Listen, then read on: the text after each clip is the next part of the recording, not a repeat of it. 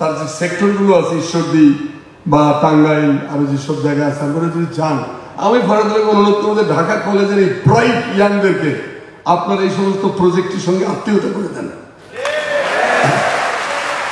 তাহলে এটাই তো বাংলাদেশ। আজকে এখানে দাঁড়িয়ে এই সব তরুণদের সামনে দাঁড়িয়ে কথা বলতে পারে ভালো লাগছে, মনে হচ্ছে আবু সাইদের মতো বুকটা বাড়িয়ে দিয়ে দাঁড়িয়ে থাকে। কারণ ঝলমল করতেছে এক একটা, যার মুখের দিকে তাকাই সে ভাষা বলতো যে ফুলের বনে যার কাছে যাই তারই লাগে ভালো। তো তোমাদের যার দিকে তাকাচ্ছে তাকে আমার ভালো লাগতেছে, বলেছে এটা আমার আত্মা, আমার সন্তান। আর শিক্ষক, আমাদের শিক্ষক মন্ডলীর অনেকে এখানে আছেন মঞ্চে এবং সামনে দেখতে পাচ্ছি ম্যাডামরা আছেন, তাদের প্রতি সবসময় অশেষ শ্রদ্ধা। কারণ এই শিক্ষকরাই তো আমাদের মতো বিচারে মানুষ করতে পেরেছে। আমি অবশ্য পুরো মানুষ হইনি এখনো, কিন্তু অনেকে তো হয়েছে, তারাই তো করেছে। যাই হোক, আমি আমার এক ফরাসি বন্ধু আছে, ওর নাম হলো জেমি নাইজের, সারা পৃথিবী ঘুরে বেড়ায়, সাংবাদিক। তো ওই মহিলা, ভদ্র মহিলা বাংলাদেশে আসছে, এটা বেশ কয়েক বছর আগের কাহিনী। এসে প্রেস ক্লাবে এসে আমাদের সাথে খুব চোটপাট। তাহলে কি হয়েছে, ও ফ্রান্সের মানুষ, বলে যে তোমাদের ফুলের দোকানে গেলাম তোমাদের ন্যাশনাল ফ্লাওয়ার কিনতে, চিনেই না। আমি বললাম তুমি ন্যাশনাল ফ্লাওয়ার কিনতে কোথায় গেছো? ফুলের দোকানে, কিন্তু তাদের কারো কাছে নাই। তারা আমাকে বলে ভেজিটেবলের মার্কেটে যাও। ভেজিটেবলের মার্কেটে দেখি ওখানে বিক্রি হয়, তো ফুল ন্যাশনাল ফ্লাওয়ার ভেজিটেবলের মার্কেটে কেন? বলে যে এটা তো আমরা খাই। বলে যে সুবহানাল্লাহ। ও অবশ্য সুবহানাল্লাহ বলে নাই, বলে যে একটা জাতি তার ন্যাশনাল ফ্লাওয়ারকে রান্না করে খায়, it's a very dangerous nation. তা আমি বলি যে সত্যি বাংলাদেশ আসলে এটা ডেঞ্জারাস নেশন, আনপ্রেডিক্টেবল। এইটারে ঠিক অঙ্ক দিয়ে মেলানো যায় না, এবং অঙ্ক দিয়ে যে মেলানো যায় না তারই প্রমাণ তো আজকের এই অডিটোরিয়াম। যাই ঢাকা কলেজে আরো কয়েকবার আসছিল মনে নাই, কিন্তু 2008 সালে প্রফেসর এমাজউদ্দিন সাহেব সহ আমরা কয়েকজন বেরিয়েছিলাম মেয়র ইলেকশনের কেন্দ্রগুলো পরিদর্শন, কোথায় কি হচ্ছে না হচ্ছে দেখার জন্য। তো ঢাকা কলেজে যখন আমরা ঢুকলাম তখন আমাদেরকে মোটামুটি লাঠিপেটা করতে গেলে বাকি রাখছে আর কি। এমাজউদ্দিনের মতো বয়স্ক লোক, 83-84 বছরের বয়স, ঢাকা ভাইস চ্যান্সেলর ছিলেন ঢাকা ইউনিভার্সিটির, খুব খ্যাতনামা রাষ্ট্রবিজ্ঞানী উনি, এবং আমরা মোটামুটি অর্ধ দৌড়রত অবস্থায় এখানে ভাগবত, মানে এক ধরনের পিটিয়ে না হলেও গালি গালাজ করে আমাদেরকে বের হয়ে যেতে বাধ্য করেছে, ইট পড়েছে আমাদের গাড়িতে। সেই ঢাকা কলেজ আজকে 2024-এ এসে মনে হচ্ছে হ্যাঁ স্বাধীন বাংলাদেশে এসেছি। যে ঢাকা কলেজ থেকে আমাদেরকে বের করে দেওয়া হয়েছিল, সেই ঢাকা কলেজের স্বাধীন দেশের স্বাধীন ঢাকা কলেজের সামনে দাঁড়িয়ে কথা বলার সুযোগ পেয়ে আমি অভিভূত। আপনাদের উদ্দেশ্যে আমার সালাম। তো ওই রবীন্দ্রনাথের কাছে যাওয়া লাগে, সাহিত্য করি তো, বলছে যে আজিয়ে প্রভাতে রবির কর, কেমনে পশিল প্রাণের পথ, কেমনে পশিল গুহার আধারে প্রভাত পাখির গান, না জানি কেন রে এতদিন পরে জাগিয়া উঠিল প্রাণ, জাগিয়া উঠিল প্রাণ, ওরে উথলে উঠিছে বাড়ি, ওরে প্রাণের আবেগ প্রাণের বাসনা রুধিয়া রাখিতে নারী। এই জায়গায় ঢাকা কলেজ আমাকে নিয়ে গেছে। সেজন্য ঢাকা কলেজের উদ্দেশ্যে এবং ছাত্রদের উদ্দেশ্যে, শিক্ষকদের উদ্দেশ্যে আবার একটা সালাম।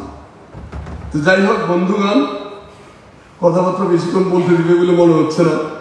ময়নুলকে আমি ধন্যবাদ জানাই, সে এই সংযোগের কাজটা করেছে এবং তার সঙ্গে তার বন্ধুরা, তার সহচররা।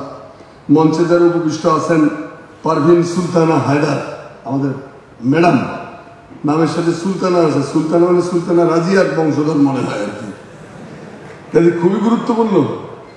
তারপরে আছেন professor A K M Ilias, ভূগোল, যেখানে ভূ গোল গোল, ভূগোল মানে কি, আমি গু যেখানে গোল গোল, তো ভূগোল মানে পৃথিবীতে যেখানে গোল, সেই পৃথিবী নিয়ে তিনি কাজ করেন। আমাদের রফিকুল ইসলাম স্যার, সাধারণ সম্পাদক আপনাদের শিক্ষক সমিতির। ইমরান মাহফুজ আমি সামনে দেখতে পাচ্ছি, ভালো বলে, মোটামুটি ভালো যোদ্ধা আর কি, এবং এই যে সাইদ আবদুল্লাহর বক্তৃতা শুনলাম, আরো অনেকের বক্তৃতা শুনেছি, কিন্তু যে বক্তৃতা আমাকে ভিজিয়ে দিয়েছে, দ্রবীভূত করেছে, আর্দ্র করেছে, সেটা হলো শহীদ সাব্বির হাসান রনির পিতা। তার বক্তব্য আমি অস্ত্র গোপন করতে পারি না। হারে এরকম শত শত নিষ্পাপ কত আমাদের সন্তানদের বুকের উপর পা রেখে বাংলাদেশ আজকে এখানে এসে দাঁড়িয়েছে। এই ঋণ, এটা কি কখনো শোধ হওয়ার? তারা যে স্বপ্নগুলো দেখেছিল সেই স্বপ্নগুলো বাস্তবায়ন করাই তখন আমাদের একমাত্র কর্তব্য। যদি সেটা আমরা না করি, মাথায় রাখতে হবে যে বিপ্লব কোনো ডিনার পার্টি না, গণ অভ্যুত্থান কোনো ডিনার পার্টি। মাসুদ্দিন বলেছেন যে ডিনার পার্টি নয়, এটা হলো একটা বিরাজমান সহিংস কায়েমি স্বার্থবাদী সমাজ ব্যবস্থাকে উৎপাদন করা এবং সেই উৎপাদন করে নতুন জীবন ব্যবস্থা প্রবর্তন করা। এই কাজটা মোটেই ভদ্রলোকের ডায়লগ দিয়ে যায়, রবীন্দ্রনাথের গান দিয়ে বলেন যে হে সর্প তুমি কিন্তু আমাকে দংশন করিও না, কারণ ইহা সাংবিধানিক পরিপন্থী। সাপে আপনারা কামড়ায় দিয়েছে, আপনি রবীন্দ্রসঙ্গীত শোনাচ্ছেন, কাজ হবে? কুকুর আপনাকে কামড়াচ্ছে, আপনি বলেন যে কুকুর আমাদের সংবিধানের 370 ধারা মোতাবেক কামড়ানো কিন্তু অত্যন্ত গুরুতর অপরাধ, ফৌজদারি অপরাধ। কুকুরের জন্য দরকার কি? মুগুর। সাপের জন্য দরকার যেটা সেটা ব্যবহার করতে হবে। এইটার নাম হলো বিপ্লব। ভদ্রলোকদের বিপ্লব হয়নি পৃথিবীর কোথাও। ভদ্রলোকেরা উচ্চ মাচায়, বাসের মাচায় উঠে ওইখান থেকে জ্ঞান দেয় জাতিদের। আর তোমার জ্ঞান দিয়ে আমি কি করবো? আমার জান বাঁচে না। আমাকে উৎখাত করতে পারে ফ্যাসিবাদ, একটা হিংস্র মানবতাবাদী, মানবতা বিরোধী, দেশদ্রোহী, জাতিঘাতী, তার একটা তাবেদার রাষ্ট্র ব্যবস্থাকে উৎপাদন করবো। তোমার ভদ্রলোক এখানে কাছে ইট করার লোক লাগবে, আমার এখানে পাথর মারার লোক লাগবে, লাঠি করার লোক লাগবে। সেই কাজটা তো আমাদের ছেলেরা করেছে। এখন আমাদের বিপ্লবীদের ব্যাপারে বুদ্ধিজীবীদের জায়গা থেকে ইদানিং দেখি বিভিন্ন সোশ্যাল মিডিয়াতে এবং বিভিন্ন মিডিয়াগুলো যেগুলো ঘাপটি মারে। বাংলাদেশের মিডিয়া পৃথিবীর সবচেয়ে দূষিততম মিডিয়া। এই মিডিয়াতে যারা সাংবাদিকতা করে এরা তো ভাই বলে চাকরি করে, তার তো পলিসি নিয়ন্ত্রণ করার ক্ষমতা নাই। মিডিয়া নিয়ন্ত্রণ করে ভূমিদস্যুরা, জলদস্যুরা, ডাকায়, শেয়ার বাজারের মালিকরা, লুটেরা, ধর্ষণকারীরা। মিডিয়া নিয়ন্ত্রণ করে ধর্ষণকারীরা। মুনিয়া হত্যার বিচার কোনদিন পাইছেন? কিন্তু ওই পাপিষ্ট নরধমদের প্রতিষ্ঠানে এখন আমাদের লোকদের যাতায়াত থাকবে রেগুলার। তাহলে মিডিয়া কারা নিয়ন্ত্রণ করে? এই মিডিয়ার ঘাড়ে চড়ে এখন দেখি বেশ ইনিয়ে বিনিয়ে টিনিয়ে চিনিয়ে অনেক কথা বলে। আরে আমার শহীদের, আমার সন্তানদের বুকের রক্ত এখন রাস্তার থেকে শুকায় না, আর তুমি ইনিয়ে বিনিয়ে চিনিয়ে হিনিয়ে মানবতার গান গাচ্ছ। শয়তানের সাথে কিসের মানবতা? পশুর সাথে কিসের মানবতা? গণহত্যাকারী গণহত্যাকারীর সঙ্গে কিসের মানবতা? মানবতা দেখাবো আমি আমার বন্ধুকে, মানবতা দেখাবো আমার সতীর্থকে, মানবতা দেখাবো আমার মেহনতি মানুষকে, দেশের সাধারণ জনগণের সঙ্গে আমার সম্পর্ক। ঘাতকদের সঙ্গে কিসের আপোষ? তো সেই জন্য আমাদের বুদ্ধিজীবীদের ব্যাপারে সাবধান থাকতে হবে। কারণ বাংলাদেশের বুদ্ধিজীবীরা যা বলে সেইটা যদি বাংলাদেশের মানুষ শুনতো তাহলে জীবনে কোনদিন মুক্তিযুদ্ধ হতো না। আর এখন বাংলাদেশের বুদ্ধিজীবীরা যা বলছে, ফরহাদ ভাইয়ের মতো সর্বজনশ্রদ্ধ ব্যক্তিরা বুদ্ধিজীবী ধরি না। ফরহাদ ভাই হলো মানুষের অবতার। ফরহাদ ভাই হলো আমাদের আইকন, নীতি এবং ন্যায়ের পক্ষে আপোষহীন একটা কণ্ঠ। তো ফরহাদ ভাইয়ের কথা ধরবেন না। আবার আমি বলতেছি এই সমস্ত লেসপেন্সার, দালাল, পিনাকি ভট্টাচার্যের ভাষায় লেসপেন্সার, দালাল। তো এরা কারা? এদের কথা যদি এখন শোনেন বাংলাদেশের স্বাধীনতা থাকবে না। অতএব প্রত্যেক বাড়িতে বাড়িতে গেটে গেটে লাগিয়ে রাখবেন। আগে থাকতো না কুকুর হইতে সাবধান, এখন লাগবেন বুদ্ধিজীবী হইতে সাবধান। কারণ এরা নিজেরা বিভ্রান্ত, অপরকে বিভ্রান্ত করে, আপনাকে ভুল জায়গায় নিয়ে যাবে। তো ভাইয়েরা আমার, আমরা বিপ্লব করেছি যুগে যুগে, অনেক কথা হয়েছে। আমি যখনই যে কথা বলতে নোট করি তখন দেখি পরের বক্তব্যটা বলে ফেলে, আবার নোট করি, আবার দেখি পরের বক্তব্য আরেকটা বলে ফেলে, ফলে আমার আউলা ঝাউলা হয়ে গেছে পুরো প্রক্রিয়া। তো যাই হোক, সংক্ষেপে বলি যে বিপ্লব 47 সালে আমরা পাকিস্তান আন্দোলন করেছিলাম। ব্রিটিশ বিতরণে আমাদের পূর্বপুরুষরা অসীম সাহসিকতার পরিচয় দিয়েছিলেন আমাদের সলিমুল্লাহ, আমাদের শেরে বাংলা, আমাদের মৌলানা আব্দুল হামিদ খান ভাসানী, আমাদের হোসেন শহীদ সরোয়ার্দী। তারা ব্রিজ বিতরণের জন্য আমাদের নেতৃত্ব দিয়েছে সামনে থেকে। এখন অনেকে বলবো যে শেখ মুজিব, আরে বাবা শেখ মুজিব তো ওয়ার্কার, গোপালগঞ্জের ছাত্র সংগঠনের নেতা, এতে তো ছোটখাটো বিষয়। তো সেইটা যে স্বপ্ন, তো পাকিস্তান ছিল আমাদের কাছে একটা ইউটোপিয়া, ড্রিমল্যান্ড, একটা স্বপ্ন যে অন্তকে কলকাতা কেন্দ্রিক সাম্প্রদায়িক হিংস্র বাবু বুদ্ধিজীবী ব্রাহ্মণ্যবাদের হাত থেকে, জমিদার মহাজনদের নির্যাতন থেকে আমরা রক্ষা পাবো, একটা একটা মানবিক মর্যাদা নিয়ে বাঁচতে পারবো। আফটার 47 পোহাইলে সরকারি দেখলাম যে হ্যাঁ ওই চেঞ্জ কিছু হয়েছে, এটা ঠিক। আমরা 3rd গ্রেডের থেকে 2nd গ্রেডে উঠছি, কিন্তু 1st গ্রেডের নাগরিকত্ব পাই নাই। ফলে 52 সালের ভাষা আন্দোলনের মধ্যে দিয়ে পাকিস্তান আসলে শেষ হয়ে গেল, মন ভেঙে গেল। সংসার থেকে কখন স্বামী এবং স্ত্রী, জ্ঞানের লক্ষ্মী, যেমন আপার আছে, জ্ঞানের লক্ষ্মী গানের লক্ষ্মী শস্য লক্ষ্মী নারী, সুষমা লক্ষ্মী নারী ভিড়িছে রূপে রূপে সঞ্চারী, দিবসে দিয়েছে শক্তি সাহস, নিশীতে হয়েছে বধূ, পুরুষ এসেছে মরু ত্রিশালয়ে, নারী জুগিয়েছে মধু। রাজা করিতেছে রাজ্য শাসন, রাজা করিতেছে রাজ্য শাসন, রাজারে শাসিছে রানী, রানীর দরদে ধুইয়ে গিয়েছে রাজ্যের যত গ্লানি। পুরুষ হৃদয়হীন মানুষ করিতে নারী দিল তাকে আধেক হৃদয়হীন। তো সেই নারীরা সংসারটা রক্ষার জন্য সর্বশেষ মুহূর্ত পর্যন্ত চেষ্টা করে। কিন্তু স্বামী যদি এখন আশেপাশের বাড়িতে ক্ষেত খেয়ে বেড়ায়, পাশের বাড়ির জানলা খুব ভালো লাগে, ভাবির তরকারি খুব সুন্দর, এইসব হলে তো সংসার টেকে না।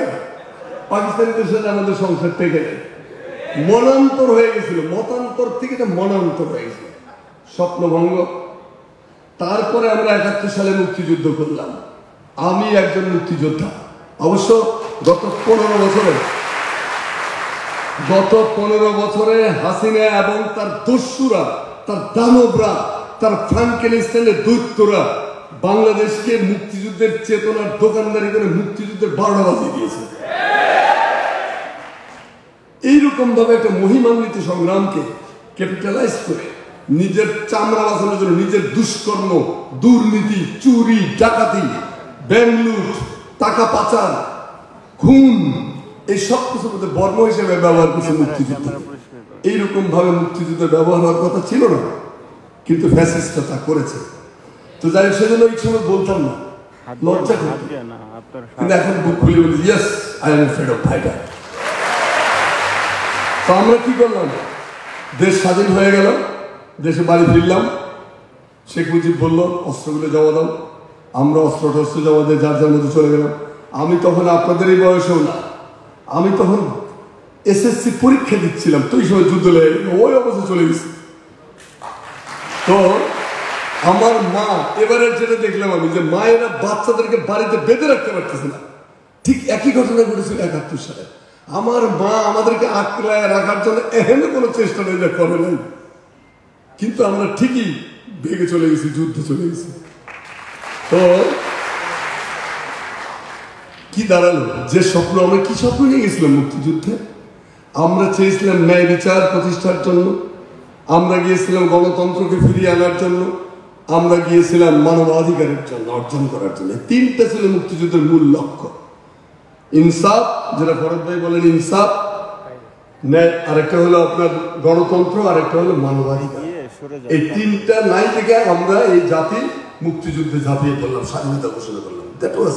পরে যেগুলো লাগাইছে এগুলো মুসাল হাফিজের ভাষা হলো বেদাত, মানে এগুলো ছিল না। মানে এই যে ধর্মনিরপেক্ষতা, গণতন্ত্র, এটা ছিল যা, তারপরে কি কি লাগাইছে না শেখ মুজিব, এগুলো সবই হলো বেদাত, মানে এগুলো ওখানে ছিল না মূল টার্মে।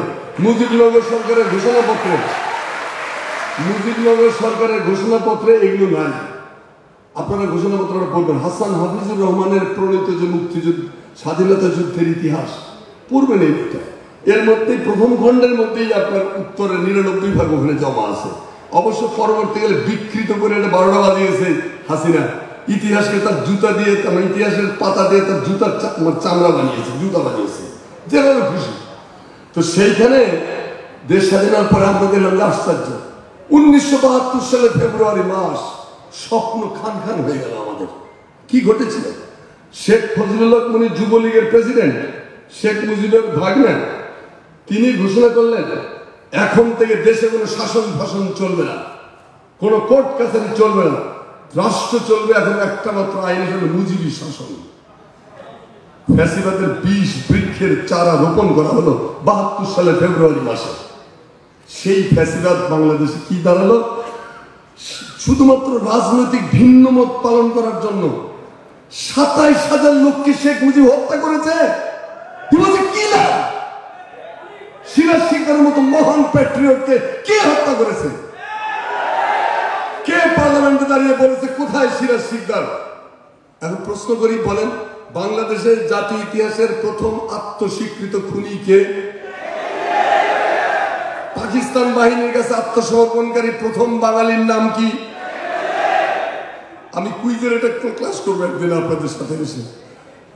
এগুলো আমাদের এখন সোজা করে বলতে ইচ্ছা করে। শেখ মুজিব কোনো দেবতা ছিলেন না, তিনি ছিলেন feudal Lord, he was a king. একটা মুজিবি পারিবারিক শাসন তিনি প্রবর্তন করেছিলেন বাংলাদেশে। 27,000 নিরপরাধ মানুষ হত্যায় ফরাদ ভাই দেশ ছেড়ে পালিয়ে যেতে বাধ্য হয়েছিলেন, তাকে মেরে ফেলত। সিরাজ শিকদারের আমরা এইসব দেখে টেকে আমরা বললাম যে এই বৈষম্যপূর্ণ সমাজ, এই ধনের এত পার্থক্য, এই লুণ্ঠন, এই চুরি, ডাকাতি, লুটপাট, কালোবাজারি, এর বিরুদ্ধে রুখে দাঁড়াতে হবে।